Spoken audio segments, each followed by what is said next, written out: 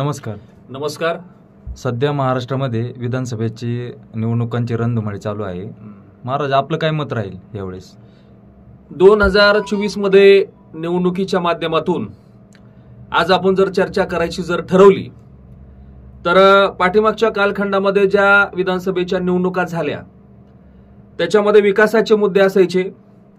जे आपले सुशिक्षित तरुण बेरोजगार आहेत त्यांच्याबद्दल बोललं जायचं, सर्वसामान्य लोकांच्या समस्याबद्दल बोललं जायचं, प्रश्नांबद्दल बोललं जायचं, आरोग्याबद्दल बोललं जायचं. परंतु 2024 मध्ये जे काही मुद्दे आहेत राजकीय पक्षाच्या नेत्यांचे, ते मुद्दे असे आहेत की गद्दारी, निष्ठा, याने याच्या पाठीमध्ये खंजीर खोपसला, त्याने त्याच्या पाठीमध्ये खंजीर खोपसला, ह्या सगळ्या गोष्टीकडे या नेते मंडळींचा फोकस आहे. पण सर्वसामान्य माणसासाठी नेमकं काय विजन आहे, काय करायला पाहिजे, हे नेते मंडळींचं आपल्याला दिसून येत नाही. ही एक सर्वात मोठी 2024 मध्ये शोकांतिका दिसते. आरक्षणाचा मुद्दा असेल, त्याच्यानंतर तुम्हाला सांगतो जाती जातीमध्ये तेढ निर्माण करण्याचं ह्या गोष्टी नेते मंडळाकडून सातत्याने दिसत आहे. आणि कुठेतरी जातीबातीच्या माध्यमातून आपण मतदान त्या ठिकाणी घ्यायचं, गद्दारी, निष्ठा ह्या गोष्टी लोकांच्या समोर व्यक्त करायच्या. आणि ही निवडणूक एकदम वेगळ्या पद्धतीने 2024 ची होत आहे आणि ही लोकशाहीला घातक आहे. सध्या राजकारण हे गलिच्छ होत चाललेले आहे असं काही लोक म्हणतात. तुम्ही त्याबद्दल काय मत मांडू शकता? 100% लोक म्हणतात म्हणल्यानंतर ते वास्तव आहे की गलिच्छ होत चाललेलं आहे. आज तुम्हाला सांगतो की कशा पद्धतीने पक्ष, एका पक्षातून दुसऱ्या पक्षामध्ये लोक जातात. आज मी मतदार आहे आणि ज्यावेळेस मतदार आपल्याला भेटतात त्यावेळेस त्यांचं म्हणणं असं येतं की आज आपल्याला ह्या माणसाला निवडून द्यायचंय, पण तो उद्या त्या पक्षामध्ये राहील का? आज मला भीती आहे, मी ज्या माणसाला मतदान करणार आहे तो माणूस त्या पक्षामध्ये आहे का, त्या पक्षामध्ये राहील का दुसऱ्या पक्षामध्ये ते जाईल. मग ह्या सगळ्या गोष्टींचा कुठेतरी विचार होणं गरजेचं आहे, हे मला या ठिकाणी सांगायचंय. सर, महाराष्ट्रातील जनता यावेळेस कुणाच्या पाठीशी राहील असा तुमचा अंदाज आहे? आता सध्याची जर परिस्थिती पाहिली, आपण जसं म्हणलं की महाराष्ट्राचं राजकारण आता गलिच्छ झालेलं आहे, ते नेमकी आता कोणाच्या पाठीमागे जनता जाईल हे आता सांगणं फार कठीण आहे. उद्याचा महाराष्ट्राचा कल कुठं असेल हे काही सांगता 100% येणार नाही. कोण सत्तेमध्ये बसेल आणि कोणाची सत्ता असेल हे काही सांगता येणार नाही. महायुती सरकारने महिलांसाठी लाडकी बहीण योजना चालू केली, ते याच्यानंतर काय होईल तुम्हाला असं वाटतं? लाडकी बहीण म्हणजे योजना चालू राहील किंवा महिलांनी कुणाच्या पाठीमागे उभं राहावं? महायुतीच्या राहावा का महाविकास आघाडीच्या राहावा किंवा वंचित बहुजन आघाडीच्या राहावा? तुम्हाला काय वाटतं? महिलांच्या मनामध्ये काय प्रश्न आहे काय? आता 1500 रुपये मिळतात. आता काही महिलांच्या मनामध्ये असे की आम्हाला त्या ठिकाणी त्या 1500 रुपये आमच्या खात्यामध्ये येतात, आम्हाला त्याचा आमच्या वैयक्तिक जीवनामध्ये, सांसारिक जीवनामध्ये आम्हाला त्याचे 2 पैशाची मदत होते. आणि काही माता भगिनींचं म्हणणं असं आहे की आम्हाला ते 1500 रुपये नका देऊ, आम्हाला तुम्ही संरक्षण द्या, आम्हाला तुम्ही काय करा की काही गोष्टींपासून आमची ती सुटका करा. असं काही माता भगिनींचं मत आहे या विषयावरती. शेतकऱ्यांचं कुणाला यावेळेस पाठिंबा राहील? महायुतीला राहील, महाविकास आघाडीला किंवा अजून कोणाला राहील असं तुम्हाला? आता पहिली गोष्ट म्हणजे शेतकऱ्यांचा नरडीचा गोठ घेतला जात आहे, शेतकऱ्यांचा बळी घेतला जात आहे. आपण पाहिलं असेल की या महाराष्ट्राच्या मातीमध्ये शेतकऱ्यांच्या छातीमध्ये गोळ्या झाडण्याचं काम झालेलं आहे. आज कुठल्याही अंगाने जर पाहिलं तर शेतकऱ्यांचा बळी दिला जातो. आज कुठल्याही मालाला बाजारभाव नाही, आज कांद्याचे पैसे होतात, परंतु ह्या सगळ्या गोष्टी होत असताना 4-5 वर्षानंतर ते कांद्याचे पैसे होतात, टोमॅटोचे पैसे होतात. आज कुठलंही शासन आलं, कुठलंही सरकार आलं की ते शेतकऱ्यांच्या विरोधी धोरण असतं, शेतकऱ्याचा बळी जाईल अशा पद्धतीने त्या ठिकाणी उपाययोजना राबवण्यात येतात. आज आपण जर विचार केला की शेतकऱ्याला बळीराजा का म्हटलं जातं, कारण त्याचा बळी दिला जातो.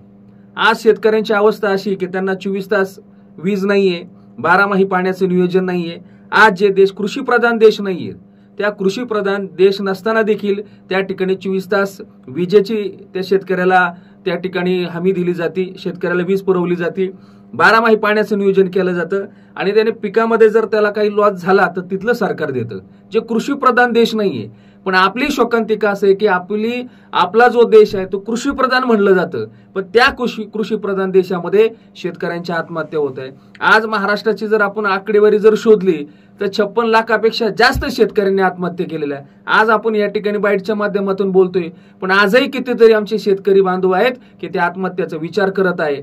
आज परिस्थिती काय? आज शेतकऱ्यांचं तुम्हाला सांगतो प्रचंड मोठ्या प्रमाणामध्ये हाल चाललेले आहे.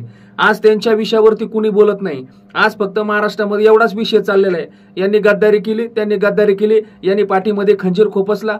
अरे पाठीमागच्या कालखंडामध्ये तुम्ही एकत्रच होते ना, तुमच्यामध्ये वाद झाला आणि म्हणून तुम्ही बाजूला गेले आणि महाराष्ट्रातील जनतेच्या समोर जाताय तुम्ही की आम्हाला तुम्ही साथ द्या, आम्हाला तुम्ही सहकार्य करा. अरे ज्यांनी शेतकऱ्यांच्या टाळूवरचं लोणी खाल्लं, आज वेळ अशी आली की तुम्हाला ते शेतकऱ्याच्या समोरच जावं लागतं मताची भीक मागायला. आणि म्हणून त्या बळीराजा शेतकऱ्याचा विचार कुठे? कुठला महाराष्ट्रातील नेता शेतकऱ्याचे विषय मांडतोय? फक्त शेतकऱ्याचं मतदान घ्यायचं आणि त्याच्यानंतर त्याला वाऱ्यावरती सोडून द्यायचं. अशा पद्धतीचं गलिच्छ तुम्हाला सांगतो धोरण हे राजकीय नेते मंडळी शेतकऱ्यांच्या बद्दल राबवत आहे. आज पाहिलं गेलं, पूर्वीच्या कालखंडामध्ये दरोडा पडायचा, रात्रीचा पडायचा. आताचे दरोडे पडतात दिवसा ढवळ्या. दिवसा ढवळ्या माणसांना लुटलं जातं टॅक्सच्या माध्यमातून.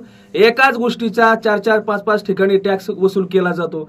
आज माणूस घरातून बाहेर पडला, त्याला असं वाटतं की मी माझ्या कुटुंबासाठी धावपळ करतोय, परंतु सकाळपासून संध्याकाळपर्यंत जो काही तो धावपळ करतोय ते 80% हे राजकीय भ्रष्टाचारी जे पुढारी आहेत यांच्यासाठी धावपळ करतोय. सगळा टॅक्स आज घर सोडलं की 100-200 रुपये लगेच सरकारमध्ये जमा होतात. इतका टॅक्सच्या माध्यमातून लोकांना लुटलं जातं. महात्मा ज्योतिबा फुले एका ठिकाणी असं म्हणले की गुलामाला गुलामाची जाणीव करून द्या, तो बंड करून उठेल. आज आपल्या लोकांना सांगण्याची गरज आहे की आपल्याला दिवसा ढवळ्या लुटलं जाते, आपण जागा राहणं गरजेचं आहे. आणि लोकसभेमध्ये, विधानसभेमध्ये ज्या माणसांकडे विजन आहे, जी माणसं गोरगरिबांच्या सुखामध्ये दुःखामध्ये येतात बसतात, अशा लोकांना विधानसभेमध्ये निवडून देणं गरजेचं आहे. मग तो पक्ष नसला तरी चालेल.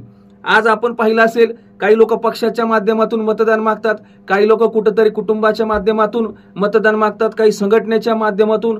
पण विकासाच्या मुद्द्यावरती, स्वतःच्या हिमतीवरती, स्वतःच्या कर्तृत्वावरती किती लोक मत मागतात. आणि म्हणून विधानसभेमध्ये आणि लोकसभेमध्ये अशा माणसांना पाठवणं गरजेचं आहे. तर खऱ्या अर्थानं लोकशाही जिवंत राहू शकते. हा बळीराजाचं राज्य येऊ शकतं. आज बळीराजा आपण म्हणतो. छत्रपती शिवरायांच्या कालखंडामध्ये शेतकऱ्याच्या मिरचीच्या देठाला हात लावाल तर हात कलम केले जातील, अशा पद्धतीचं सक्त ताकीद होती. ते खरे जाणते राजे. आज शेतकऱ्यांचा जाणता राजा कोण आहे? आज शेतकऱ्यांचा कोणी जाणता राजा नाही. आज आपण जर मार्केटला गेलो तर त्या ठिकाणी कडता द्यावा लागतो. जर आपण मार्केटला 100 जूड घेऊन गेलो मेथीचे, तर 10 जूड आपल्याला त्या ठिकाणी 10-15 जूड कडता द्यावा लागतो. अरे शेतकरी तिथंच मारला जातो. असे कितीतरी धोरण आहेत की शेतकऱ्याला फक्त मारायचंच, शेतकऱ्याला वर येऊ द्यायचंच नाही.